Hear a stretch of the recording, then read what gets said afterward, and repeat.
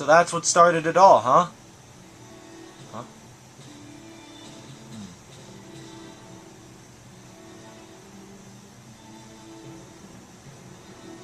You know, replaying this game, or replaying this game, what am I talking about?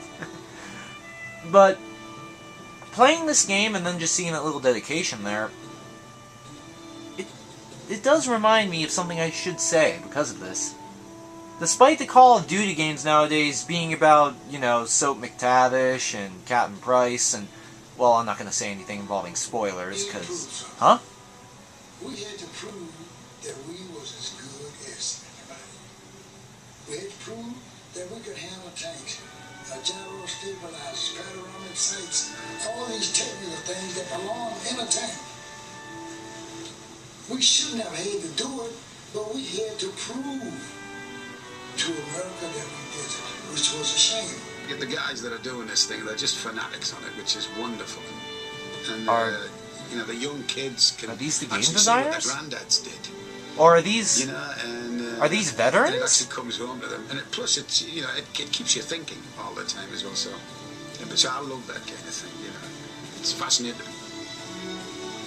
Whether they are gamers or veterans, they made the first Call of Duty game pretty good. I know Call of Duty Finest Hour is a, like, rehash of the first Call of Duty. I'm not that dumb, I think. But even if this wasn't the original, it still gets the message across.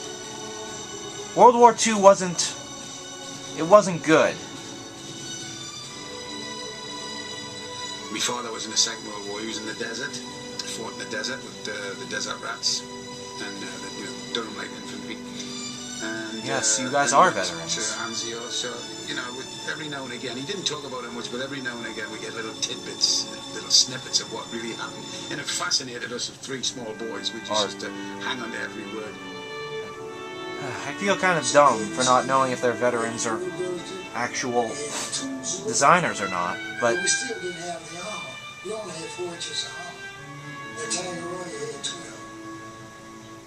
You couldn't knock him out if you were in the front. So we learned ourselves how to defeat it. Continuing what I said, the war wasn't good,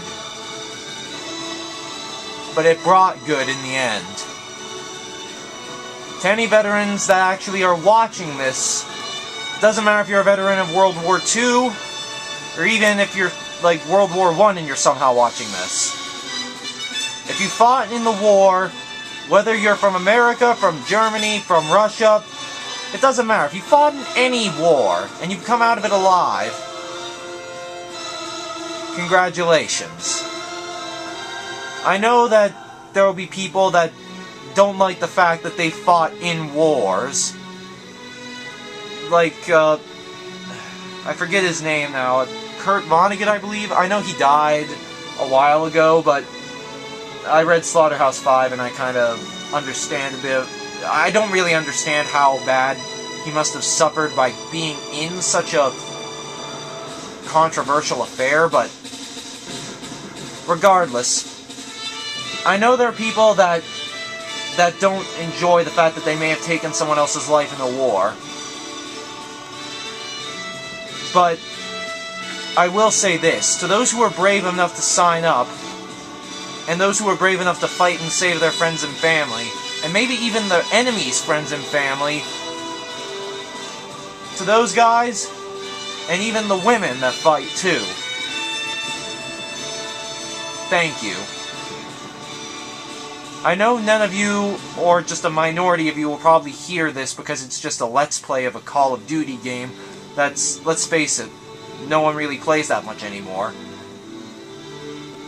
But it still feels right to just say thanks to the veterans that protect all the countries.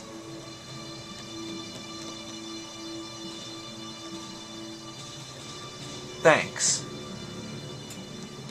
Thank you all.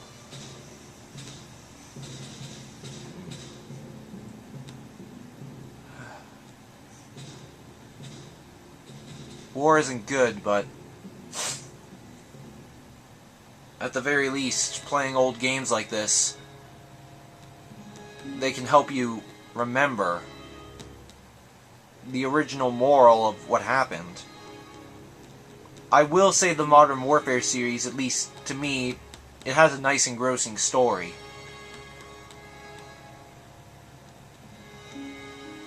But sometimes we don't need fiction to remind us exactly who the real heroes are.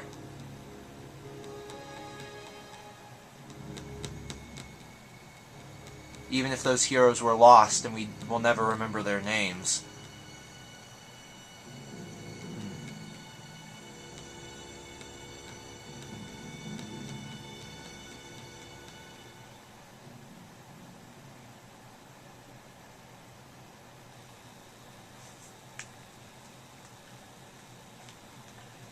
The war is a sad face.